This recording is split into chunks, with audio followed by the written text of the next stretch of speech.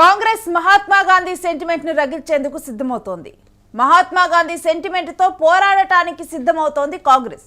మహాత్మా గాంధీ జాతీయ ఉపాధి హామీ పథకం పేరు మార్చింది కేంద్రం.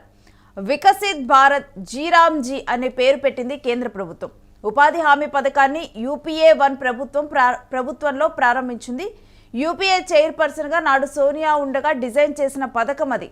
2006 ఫిబ్రవరి 2న ఈ పథకాన్ని ఏపీలోని అనంతపురం జిల్లా బండ్లపల్లిలో అప్పటి ప్రధాని మన్మోహన్ సింగ్, వైఎస్ రాజశేఖర రెడ్డి, సోనియా గాంధీలతో ఈ పథకం ప్రారంభమైంది.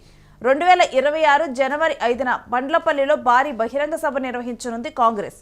భారీ బహిరంగ సభకు సోనియా గాంధీ హాజరయ్యే అవకాశం కనిపిస్తుంది. మల్లికార్జున ఖర్గే, రాహుల్ గాంధీ, ప్రియాంక గాంధీతో పాటు ఇతర కాంగ్రెస్ ప్రముఖులను ఆహ్వానించారు రఘువీరారెడ్డి, గిడుగు రుద్రరాజు. రాష్ట్ర వ్యాప్తంగా ఉన్న ఉపాధి కూలీలను, గ్రామీణ ప్రజలను భాగస్వాములను చేయాలని కాంగ్రెస్ ప్రణాళికలు సిద్ధం చేసే ఆలోచనలో ఇప్పుడుంది. మరోసారి మహాత్మా గాంధీ సెంటిమెంట్ ను కూడా రగల్చనున్నారు. ఇక దీంతో కూడా ఉపాధి హామీ పథకానికి పేరు మార్చడం జరిగింది. అందుకు గాను మరోసారి మహాత్మా గాంధీ సెంటిమెంట్ ని రాచేసి కాంగ్రెస్ ముందుకు వెళ్లాలనే ఆలోచనలో ఉంది. దీనికి సంబంధించిన డీటెయిల్స్ మా ప్రతినిధి కిరణ్ అడిగి తెలుసుకుందాం. కిరణ్, కాంగ్రెస్ ఈ ఉపాధి హామీ పథకం పేరు మార్పుతో కూడా ఒక వ్యూహాన్ని రచించి ప్రజల్లోకి వచ్చే యోచనలో ఉన్నట్లు తెలుస్తోంది. డీటెయిల్స్ ఏంటి? రేణు, ప్రధానమంత్రి నరేంద్ర మోడీ 2014లో అధికారంలోకి వచ్చిన నాటి నుంచి కాంగ్రెస్ ప్రభుత్వం చేసిన అభివృద్ధి కార్యక్రమాలు కానీ, కాంగ్రెస్ అభివృద్ధి చేసిన ఏదైతే పారిశ్రామికంగా అభివృద్ధి చేసిన విధానాలు కానీ ఆయన వరుసగా ప్రైవేటీకరణ చేయడమే కాక ఏదైతే జాతీయ గ్రామీణ ఉపాధి హామీ పథకాన్ని గత ఈ పార్లమెంట్ సెషన్స్ లో ఏకంగా దాని పేరు మార్చి బిల్లును ఆమోదించడం జరిగింది. జాతీయ గ్రామీణ ఉపాధి హామీ పథకానికి వికసిత్ భారత్ జీ రామ్జీ అనే పేరు పెట్టింది కేంద్ర ప్రభుత్వం. దీనిపైన కాంగ్రెస్ పార్టీ తీవ్రంగా వ్యతిరేకిస్తుంది. అదేవిధంగా కాంగ్రెస్ పార్టీ కూటమి పక్షాలు కూడా ఈ పథకాన్ని తీవ్రంగా నిర్వీర్యం చేయడానికి మాత్రమే బీజేపీ ముందుకు వచ్చింది. ఎందుకంటే పేదల గ్రామీణ ఉపాధిని దెబ్బతీయడానికి మాత్రమే ఈ పేరు మార్చారు. పేరు మార్చడమే కాకుండా ఆయా రాష్ట్రాలను ఆర్థికంగా దెబ్బతీయడానికి కూడా ఈ పథకాన్ని వాడుకుంటున్నారు. గతంలో కేంద్ర ప్రభుత్వం కాంగ్రెస్ అధికారంలో ఉన్నప్పుడు ఈ పథకాన్ని 2006లో ప్రారంభించారు. అయితే ఈ పథకాన్ని ప్రారంభించినప్పుడు ఏదైతే 100 రోజులు ప్రతి కుటుంబానికి 100 రోజులు పని కల్పించారు. దినసర కూలితో దాదాపు ప్రతి కుటుంబానికి 100 రోజులు మినిమం గ్యారంటీతో ఈ ప్రోగ్రామ్ ను ప్రారంభించింది కాంగ్రెస్ పార్టీ.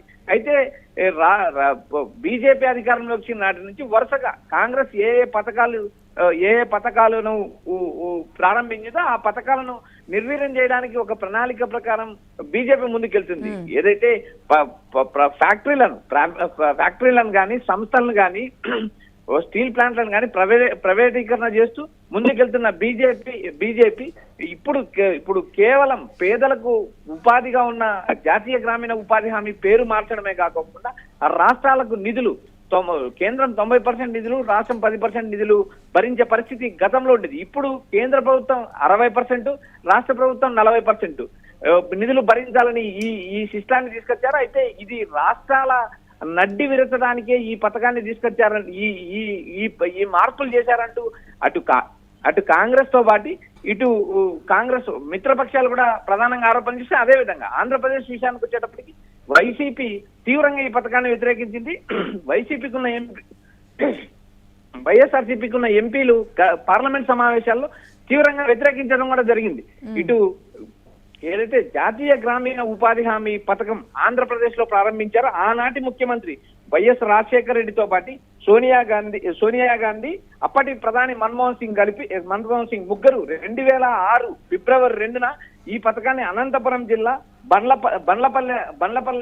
బండ్లపల్లె గ్రామంలో ప్రారంభించారు. ఇది సింగమల నియోజకవర్గంలో ఉంది. ఆనాడు ఇప్పుడు వైసీపీలో ఉన్న శైలజనాథ్ ఆనాడు మంత్రిగా కూడా ఉన్నారు. ఏదైతే ఆంధ్రప్రదేశ్ లో ప్రారంభించిన ఈ పథకానికి కేంద్రం చరమగీతం పడడంతో ఏకంగా ఆంధ్రప్రదేశ్ కాంగ్రెస్ నాయకులు ఆంధ్రప్రదేశ్ నుంచే ఈ ఉద్యమాన్ని ఏదైతే ఉపాధి హామీ మహాత్మా గాంధీ పేరు తొలగించడానికి ఒక వ్యూహాన్ని సిద్ధం చేశారు. ఇక్కడ నుంచే భారీ బహిరంగ సభ నిర్వహించి బీజేపీ మీద యుద్ధానికి సిద్ధమవుతున్నారంటూ రాజకీయ వర్గాల్లో ప్రచారం జరుగుతుంది. ఇప్పటికే ఆంధ్రప్రదేశ్ కాంగ్రెస్ నాయకులు ఏదైతే రఘువీరారెడ్డి, గిడుగు రుద్రరాజు, సోనియా గాంధీతో పాటు పార్టీ అధ్యక్షుడు మల్లికార్జున ఖర్గే, రాహుల్ గాంధీ, ప్రియాంక గాంధీని కలిసి ఆంధ్రప్రదేశ్ లో ఏదైతే ఫిబ్రవరి 2026 జనవరి 5న బండ్లపల్లిలో కాంగ్రెస్ పార్టీ ఒక భారీ బహిరంగ సభ నిర్వహిస్తుంది. ఈ సభకు ఏదైతే కాంగ్రెస్ అధిష్టానంలోని ముఖ్యులందరూ హాజరు కావాలంటూ కాంగ్రెస్ పార్టీలోని ప్రముఖులకు కూడా ఆహ్వానం ఇప్పటికే అందించారు రేణు.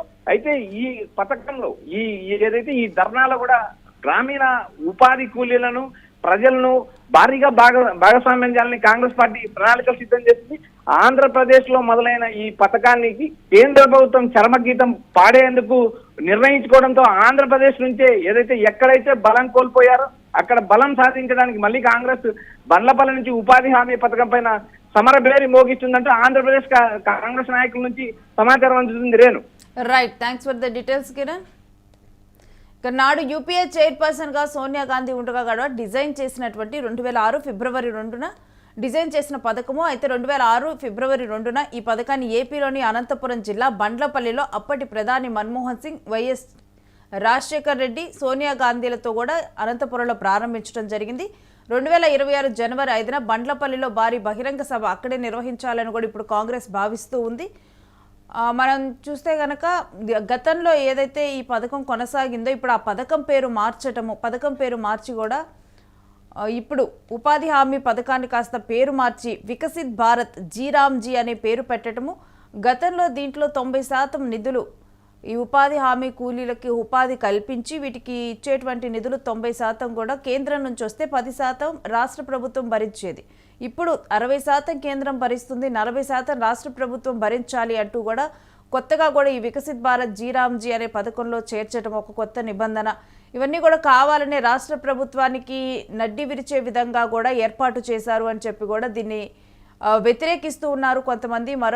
మరొక వైపు ఇదే సమయాన్ని కాంగ్రెస్ మహాత్మా గాంధీ సెంటిమెంట్తో మరలా కూడా జనాల్లోకి వచ్చేందుకు, ముఖ్యంగా కూడా ఏపీలో కనుక చూస్తే కాంగ్రెస్ పార్టీ పూర్తిగా కూడా పట్టు కోల్పోయింది. మరలా పట్టు నిలుపుకునేందుకు ఇక్కడ నుంచి ప్రయత్నాలు కొనసాగిస్తున్నట్లుగా తెలుస్తుంది.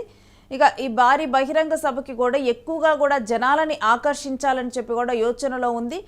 మరి చూడాలి, కాంగ్రెస్ భారీ బహిరంగ సభ పెట్టి దీనికి సోనియా గాంధీ, రాహుల్ గాంధీ, ప్రియాంక గాంధీ వీళ్ళు కూడా రానున్నట్లుగా తెలుస్తుంది. మరి ఈ భారీ బహిరంగ సభ ఎప్పుడు నిర్వహించనున్నారు? మల్లికార్జున ఖర్గే వీళ్ళు కూడా రానున్నారు. ఎప్పుడు నిర్వహించనున్నారు? నిర్వహిస్తే గనక ఎంత మేర సక్సెస్ అవుతుంది అనేది చూడాలి.